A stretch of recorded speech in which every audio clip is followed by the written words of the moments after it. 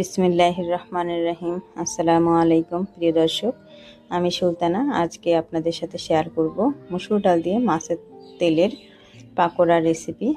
এখানে আমি মাছের তেল দিয়ে পাকোড়া তৈরি করছি। এই পাকোড়া আপনারা এইভাবে তৈরি করে গরম ভাতের সাথে পরিবেশন করতে পারেন বা সকাল বিকালের নাস্তাতেও পরিবেশন করতে পারেন। এখন এই মাছের তেলের পাকোড়া তৈরি করার জন্য এখানে আমি মাছের তেল নিয়েছি। এই মাছের তেল হচ্ছে মাছের পেটে থেকে বের হয় সেটাই আমি নিয়েছি মাছের তেল। আর হচ্ছে অনেক সময় মাছের ভুঁড়ির মধ্যেও কিন্তু তেল থাকে, সেখান থেকেও কিন্তু আপনারা এই পাকোড়া তৈরি করার জন্য এই মাছের তেলটা নিতে পারেন। এরপর আমি এখানে মসুর ডাল বাটা নিয়েছি আর পেঁয়াজ কুচি দিয়ে দিচ্ছি। আপনারা চাইলে কাঁচামরিচ অ্যাড করতে পারেন এখানে, যেহেতু আমার বাচ্চারা খাবে তাই কাঁচামরিচ অ্যাড করছি না।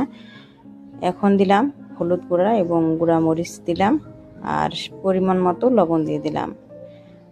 ধনিয়া গুঁড়া দিলাম, ভাজা জিরার গুঁড়া দিলাম,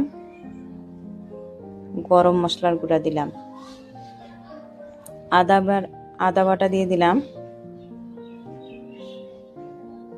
রসুন বাটা দিয়ে দিলাম। তো এখন সবগুলো উপকরণ মিশিয়ে নিচ্ছি।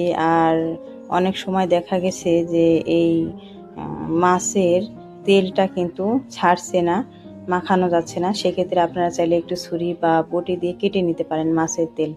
এরপর আমি একটু বাইন্ডিংয়ের জন্য এখানে এই পাকোড়ার বাইন্ডিংয়ের জন্য এখানে আমি নিয়েছি একটি ডিমটা দেওয়ার পরে বেটারটা নরম হয়েছে মাছের তেলের পাকোড়ার, তখন আমি এখানে দিয়ে দিলাম বেসনটা দিয়ে আবারও মাখিয়ে নিচ্ছি।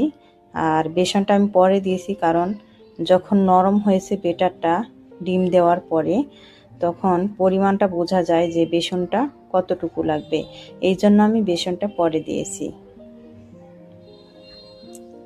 এখন সবগুলো উপকরণ ভালো করে মিশিয়ে নিলাম। এখন এইরকম হাতের মধ্যে নিয়ে এইভাবে গোল করে একটু ছেড়ে দিচ্ছি। আপনারা চাইলে আর একটু আঠালো করে হাতের তালুতে গোল করে চপ সিস্টেম করে তারপর এই মাছের তেলের পাকোড়াটা তৈরি করতে পারেন। মসুর ডাল দিয়ে মাছের তেলের পাকোড়া খেতে ভালো লাগে গরম ভাতের সাথে, এবং সকাল বিকালে নাস্তায় ভালো লাগে খেতে। আপনারা ট্রাই করতে পারেন। তো হয়ে গেল মাছের তেল দিয়ে মসুর ডাল দিয়ে পাকোড়ার রেসিপি। এই যে তৈরি করে নিলাম, আপনারা একবার ট্রাই করবেন। আর একটা ভেঙে দেখাচ্ছি আপনাদেরকে। এই যে প্রিয় দর্শক, রেসিপির কোনো অংশে ভালো লাগলে অবশ্যই একটি লাইক দিবেন।